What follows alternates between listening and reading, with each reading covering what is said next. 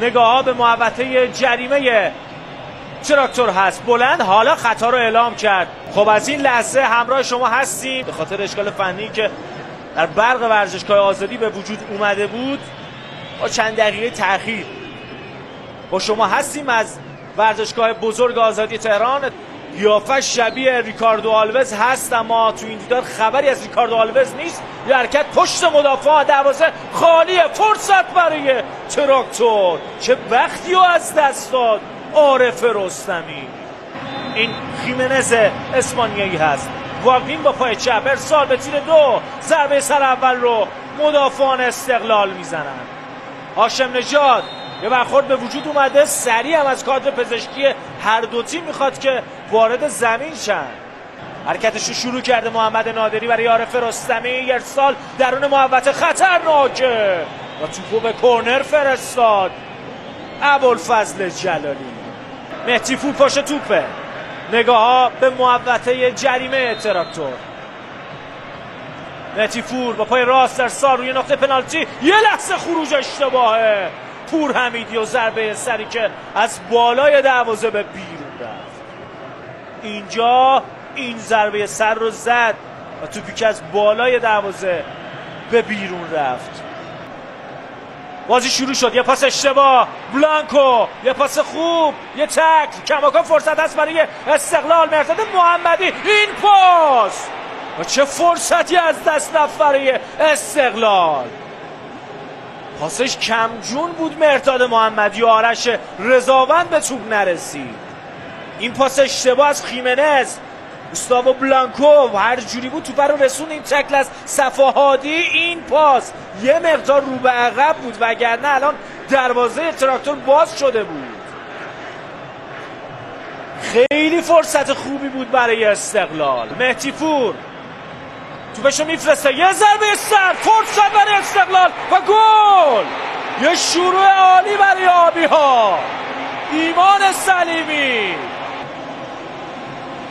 ببینیم صحنه آهسته رو. چه پروازی، چه ضربه سری رو ارسال دیدنی مهدی پور. اینجوری توپ رو چسبون به تور دروازه تراکتور رو نتونست با ضربه سر توپ رو در بیاره خیمنز. خب همین لحظه هم بچه ها گل سوم رو به برزیل زدن. این سمت ضد حمله برای استقلال. آرش رضاوند پشت محوطه جریمه. حرکت به سمت دروازه تراکتور.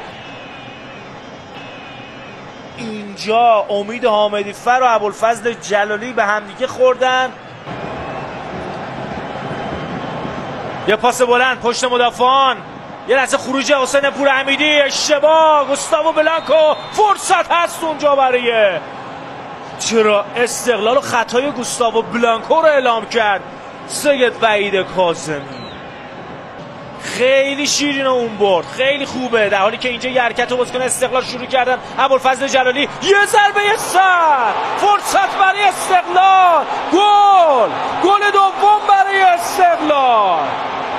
گوستاوو بلانکو اینجا توپ رو فرستاد به تیر دو. ضربه سر بلانکو اینجوری آره توپ کامل رد شد. پرچم هم زد کمک دوم.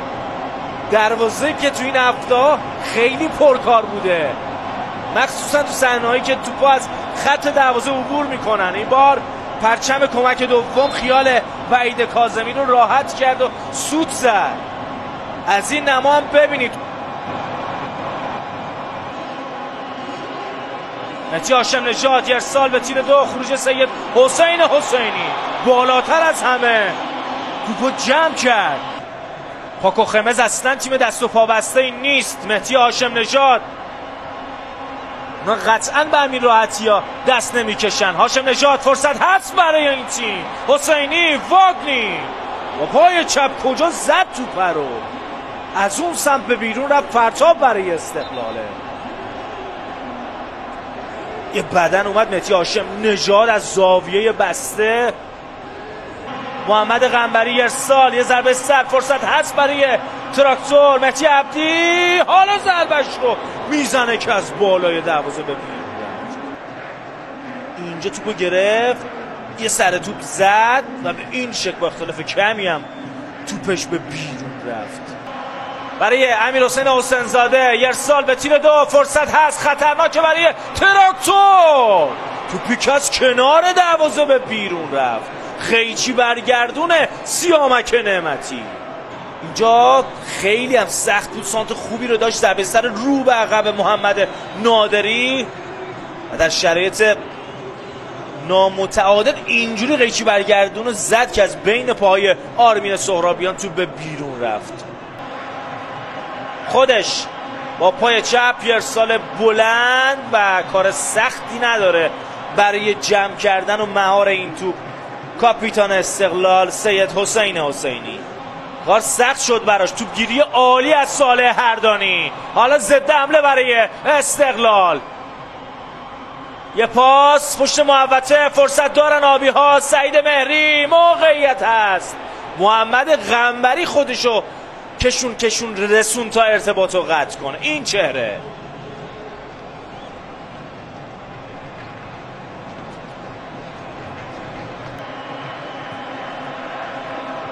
پشت محوطه، جریمه، ضربه ناگهانی و چجوری توپو به کورنر فرستاد سید حسین حسینی. گوستاو واگنی توپو گرفت با پای چپ.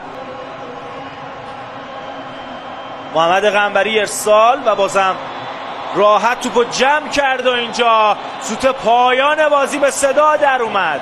برتری 2-0 استقلال مقابل تیم خوب تراکتور. یه برد شیرین، امتیاز حساس برای جواد اونکونام و تیمش. اینم آخرین برخورد این مسابقه بود با گل‌های ایمان سلیمی و مهاجم آرژانتینیشون گوستاو بلانکو.